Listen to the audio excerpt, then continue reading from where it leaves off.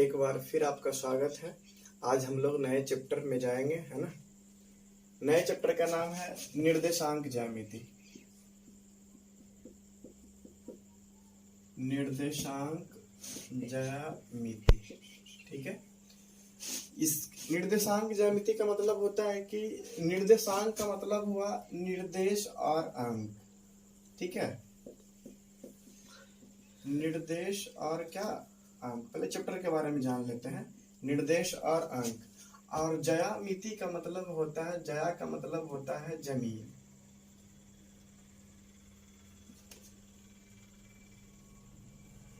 ज्या का मतलब होता है जमीन और मिति का मतलब होता है मापना। यानी कि हमको एक समतल जमीन कैसा होना चाहिए, समतल होना चाहिए।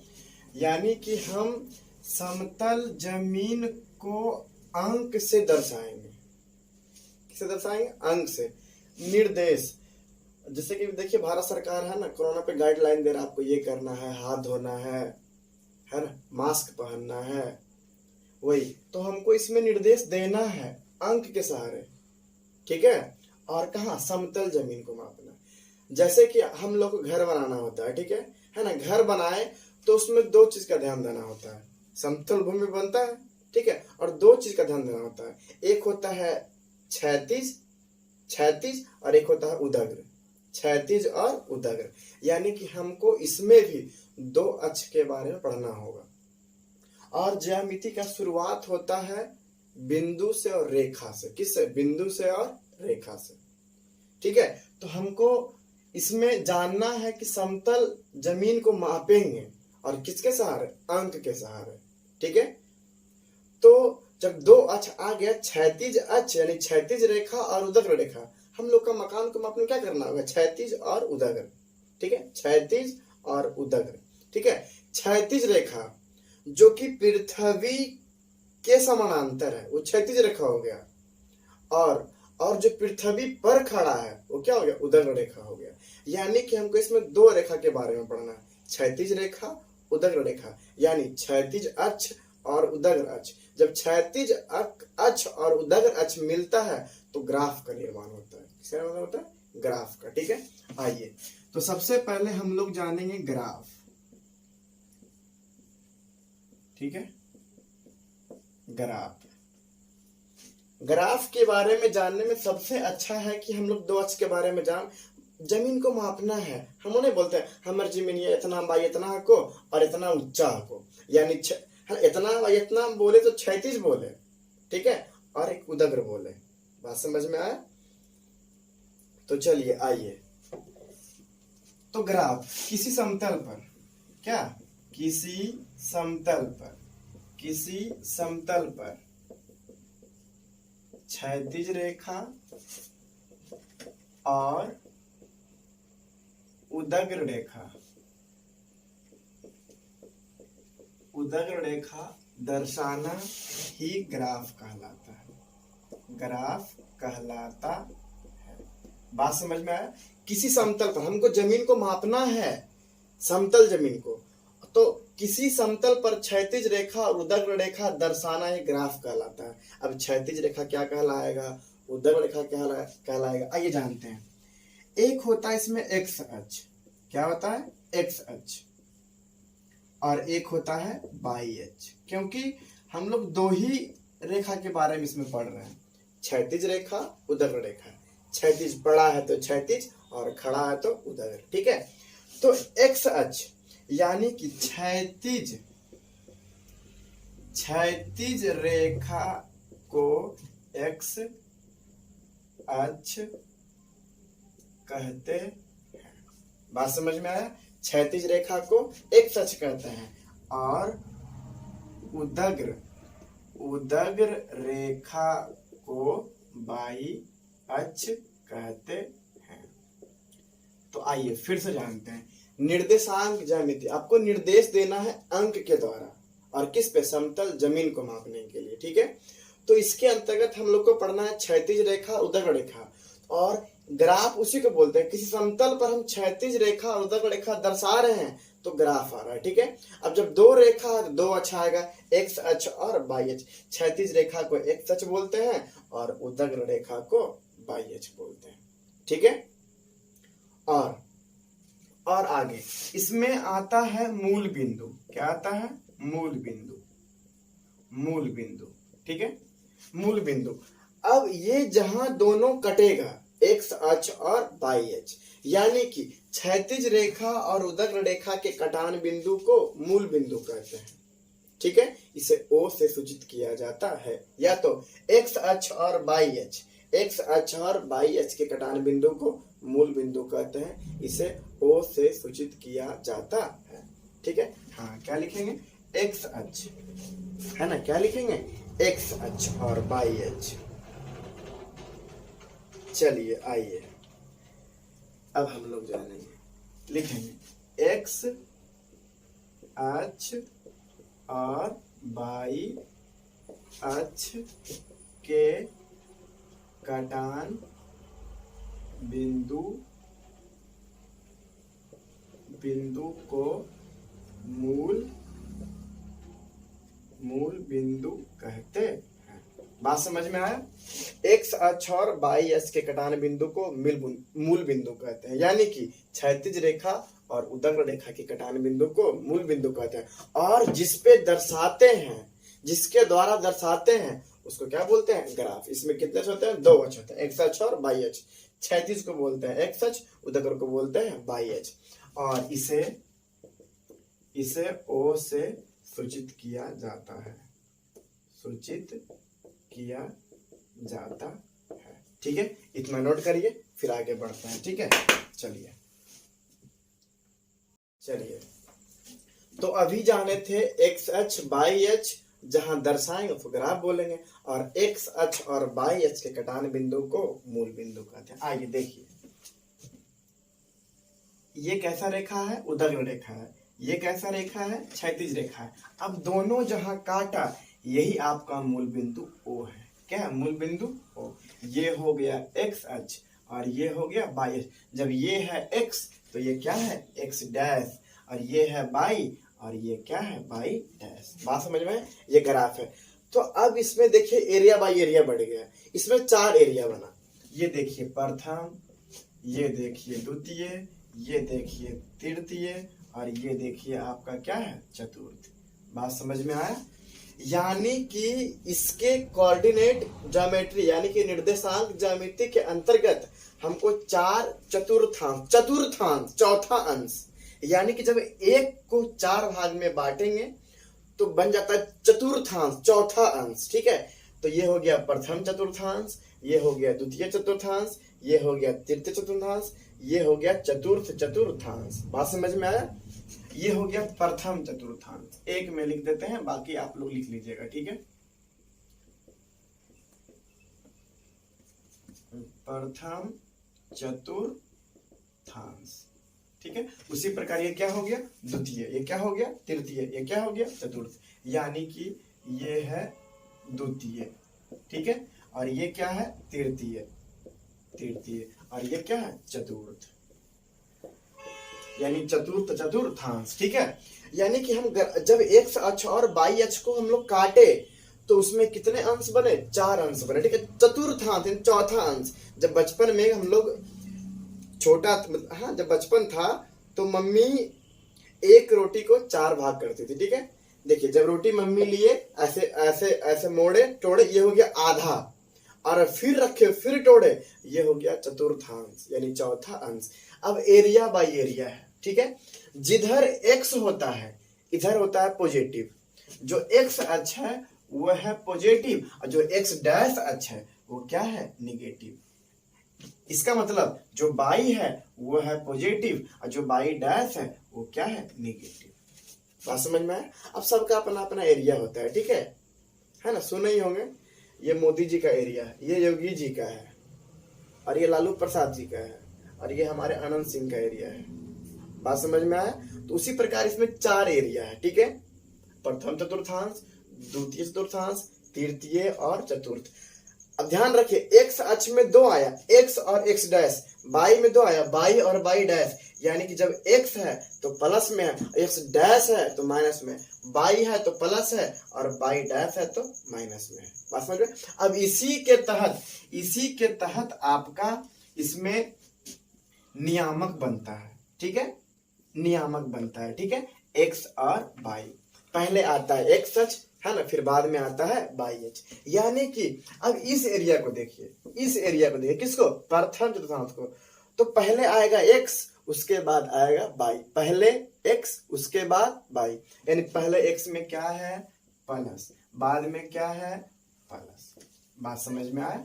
अब द्वितीय में आइए, आप लोग सीख गए, पहले एक्स फिर बाई, पहले एक्स क्या हो गया, माइनस, उसके बाद क्या है, प्लस, पहले एक्स फिर बाई, पहले एक्स में क्या है, माइनस, द्वितीय एक्स बाद बाई, बाई में क्या है, माइनस, और चतुर्थ में पहले एक्स फिर बाई, तो पहले एक्स क्या है, प्लस, और बाई क्या है, माइनस। बात समझ में आया? यानी कि चारों चतुर्थांश का आपका चिन्ह निकाल लिए, चिन्ह होता है ना, चिन्ह है ना, तो प्रथम चतुर्थांश प्लस प्लस, द्वितीय माइनस प्लस, तृतीय माइनस माइनस, चतुर्थ चतुर्थांश प्लस माइनस। ये रटना नहीं है, आपको जानना है कि 2 अक्ष होता है, एक्स अक्ष और बाई अक्ष। क्षैतिज को बोलते हैं एक्स, ऊर्ध्वाधर को बोलते हैं बाई, ठीक है। और एक्स अक्ष में 2, एक्स और एक्स डैश, तो जिधर एक्स है उधर प्लस, जिधर एक्स डैश है माइनस, और जिधर बाई है उधर प्लस, जिधर बाई डैश है माइनस। अब पहले एक्स रखना है फिर बाई रखना है, ठीक है। पहले एक्स, ABCD जानते हैं, तो उसमें पहले एक्स आता है फिर बाई आता है, ठीक है। पहले एक्स अक्ष उसके बाद क्या, बाई अक्ष, ठीक है। ये हो गया आपका चिन्ह हो गया, ठीक है। अब आइए जानते हैं, अब पहले आता है एक्स उसके बाद आता है बाई, ये हो गया, इसको बोल सकते हैं निर्देशांक, क्या बोल सकते हैं, निर्देशांक, ठीक है, जिसको बोलते हैं नियामक, ठीक है। अब एक्स बाई, अब इसमें 2 गो चीज आता है, ठीक है। जब एक्स है तो अभी इसमें अंक से नहीं दर्शाए हैं, जब अगला लेंगे तो अंक से दर्शाएंगे आपको, ठीक है। और सिखाएंगे कैसे कैसे आपको क्या करना है। अभी सिर्फ चिन्ह बताए कि प्रथम रहेगा प्लस प्लस, द्वितीय रहेगा माइनस प्लस, तृतीय रहेगा माइनस माइनस, और चतुर्थ रहेगा तो प्लस माइनस, ठीक है। आइए अब एक्स अक्ष, इसको नियामक लिखिए, ठीक है, नियामक अच्छा है, क्या नियामक, एक्स और बाई, एक्स अक्ष के नियामक को, एक्स अक्ष के नियामक को भुज कहते हैं, क्या बोलते हैं, भुज। एक्स अक्ष के नियामक को क्या बोलेंगे, भुज, और बाई अक्ष के नियामक को क्या बोलेंगे, कोटि, कोटि कहते हैं। अब समझिए, एक्स अक्ष बाई अक्ष जहां काटा उसको बोलेंगे मूल बिंदु, मूल बिंदु को O से सूचित किया जाता है, एक तरफ एक्स, एक तरफ एक्स डैश, एक तरफ बाई, एक तरफ बाई डैश। तो इसमें कितना एरिया बटा, 4 एरिया, प्रथम, द्वितीय, तृतीय और चतुर्थ। प्रथम प्लस प्लस, द्वितीय माइनस प्लस, तृतीय माइनस माइनस, और चतुर्थ प्लस माइनस, ठीक है। अब नियामक जाने, इसमें 2 नियामक होता है, पहले एक्स फिर बाई, पहले एक्स फिर बाई। तो एक्स अक्ष को बोलेंगे भुज और बाई अक्ष को बोलेंगे कोटि, ठीक है। आप इतना नोट कर लीजिए। चलिए अब देखिए, अब इस ग्राफ को लिखेंगे, ठीक है। बताए थे एक्स क्या होता है, प्लस में, एक्स डैश क्या होता है, माइनस में, बाई क्या होता है, प्लस में, बाई डैश क्या, माइनस में। तो यहाँ 0 होता है, ठीक है, O तो है ये, ठीक है, यहाँ 0 से स्टार्ट होता है, ठीक है। तो 1 2 3 4, ठीक है। इधर -1 -2 -3 -4, फिर ऊपर यहाँ से आना, ऊपर ऐसे नहीं लिखना 1 2 3 4, ऐसे नहीं, ऐसे लिखना 1 2 3 4, फिर -1 -2 -3 -4। 4 उदाहरण बताएंगे आपको, ठीक है, जिसमें कि अब एक बात और है ना, चतुर्थांश को पाद भी बोलता है, ठीक है। यानी कै पाद, 4 पाद, कै गो, 4 गो, प्रथम पाद, द्वितीय पाद, तृतीय पाद और चतुर्थ पाद, यानी कि प्रथम चतुर्थांश, द्वितीय, तृतीय और चतुर्थ। आइए अब 4 को लेते हैं, ठीक है। हम लिए पहले -3, 4, -3, 4। तो अभी बताए थे ये किस में जाएगा, तो अभी आप लोग इसको तय करिए कि -3 और 4, 4 है यानी +4 है, तो -3 + 4, तो मन में आ जाना चाहिए -3 और +4, -3 + 4 किस में जाएगा? द्वितीय चतुर्थांश में। किस में जाएगा? द्वितीय में। अब आपको पारने के लिए सिखाता हूं, ठीक है। ये पहले x है फिर y, यानी x में कितना? 3, x में कितना? 3 और y में कितना है? 4, यानी कि इसका नियामक कितना हो जाएगा? -3, 4, यानी कौन सा का है? द्वितीय का है। किसका है? द्वितीय पाद का है, ठीक है। परीक्षा में एक क्वेश्चन 10 में जरूर आएगा कि कोई पॉइंट दिया है जैसे कि -3, 4 दिया है, 4 है ना, यानी +4 कुछ है +4, तो माइनस बाद में प्लस, पहले माइनस बाद में प्लस, किसमें? द्वितीय में आएगा। द्वितीय चतुर्थांश, इसमें क्या 2 प्रकार का और पूछेगा, किसमें भुज क्या है और क्या है? कोटि क्या है। तो बताइए, अभी बताए थे x अक्ष को भुज कहते हैं, y अक्ष को कोटि कहते हैं, यानी कि भुज हो गया -3, कोटि हो गया 4। अब क्या करिएगा, हम 4 हिसाब अब लिख देते हैं, ठीक है। उसके सारे आप लोग भुज कोटि पता हो गया, ठीक है। अब जैसे लिखिए कि -3 -2 किस चतुर्थांश का है? -3 और -2, माइनस माइनस किसमें? माइनस और माइनस किसमें है? तृतीय में। हाँ, ये कौन चतुर्थांश में है?